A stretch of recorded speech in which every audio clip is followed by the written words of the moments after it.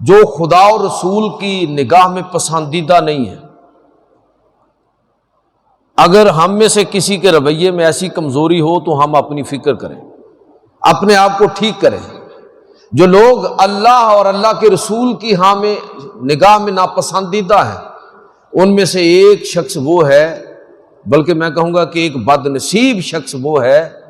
کہ جس کے بارے میں حضور سید عالم صلی اللہ علیہ وسلم نے ارشاد فرمایا۔ یہ سیدہ عائشہ صدیقہ رضی اللہ تعالی عنہ اس حدیث کو روایت کرتی ہیں کہ ان شر الناس عند اللہ منزلۃ یوم القیامہ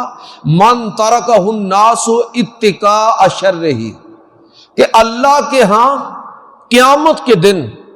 بدترین شخص وہ ہوگا کہ جس کے ساتھ لوگ اس وجہ سے دوری اختیار کر لیں کہ اس کے شر سے محفوظ رکھیں اپنے آپ۔ بندہ آ رہا ہے نا، لوگ رستہ تبدیل کر لیتے ہیں کہ یار اس سے نہ ہی ملاقات ہو تو اچھی ہے، اس سے گفتگو نہ ہی کرنی پڑے۔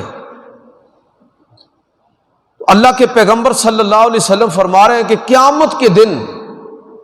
جس شخص کے رویے کی وجہ سے لوگ اس سے دور ہو جائیں، لوگ اس سے ہٹ جائیں، لوگ رستہ تبدیل کر لیں اس کے شر سے محفوظ ہونے کے لیے، اور بس اوقات اس کے برعکس بھی ہوتا ہے کہ لوگ اس کی شر سے بچنے کے لیے اس کی تعریف کر دیتے ہیں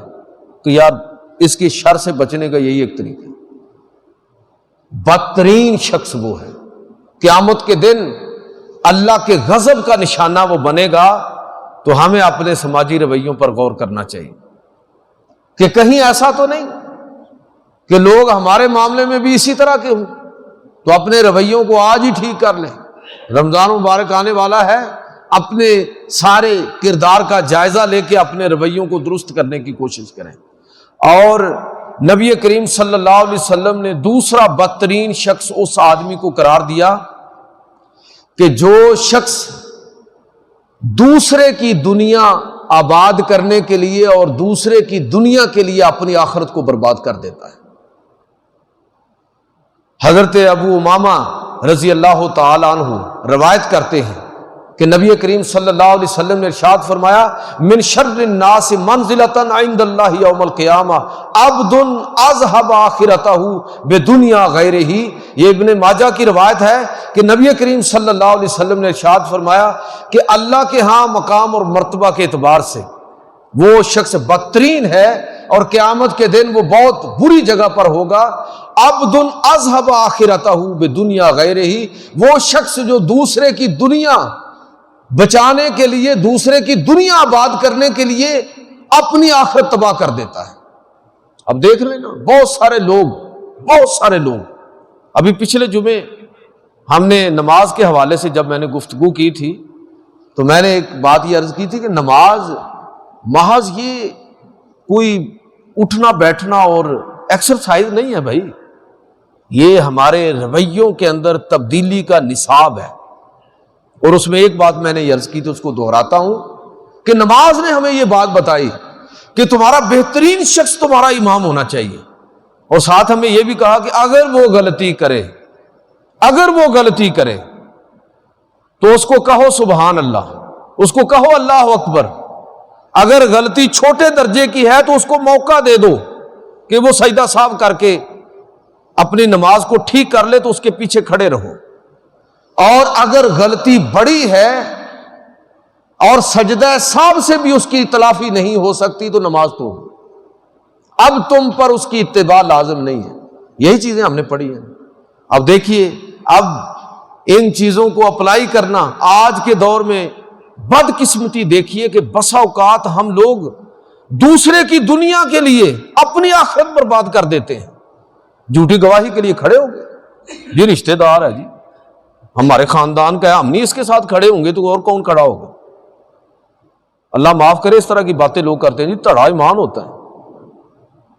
کرتے ہیں کہ نہیں کرتے؟ یہ کفریہ کلمہ ہے، دڑا کوئی ایمان نہیں ہے، حق اور سچ ایمان ہے۔ جس طرف حق اور سچ ہوگا میں نے اور آپ نے اسی طرف کھڑا ہونا ہے۔ یہ ذات برادری، یہ خاندان، یہ تعلقات اگر کوئی غلطی پر ہے، اگر میں اور آپ اس کے ساتھ صرف اس تعلق کی بنیاد پر کھڑے ہو گئے تو یاد رکھیے کہ ہم نے اس کی دنیا تو بچا لی لیکن اپنی آخرت برباد کر لی۔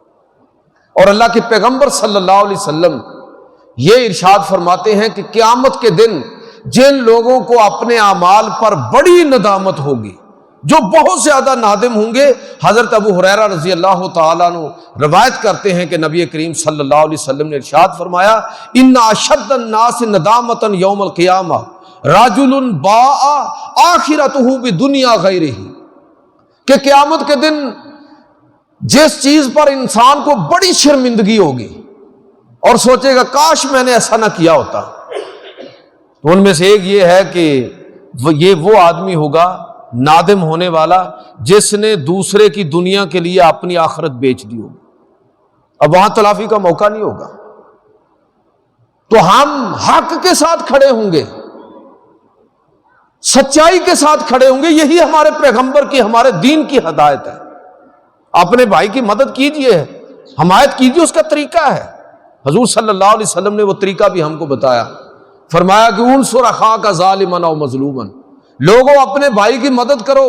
چاہے وہ ظالم ہو یا مظلوم ہو۔ صحابہ نے عرض کی اللہ کے رسول مظلوم کی مدد تو سمجھ آ رہی ہے کہ کیسے کرنی ہے، تو ظالم کی مدد کیا ہے؟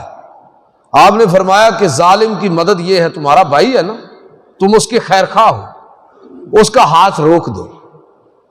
اس کو ظلم سے روک دو، یہ اس کی خیر خواہی ہے، یہ اس کی مدد ہے۔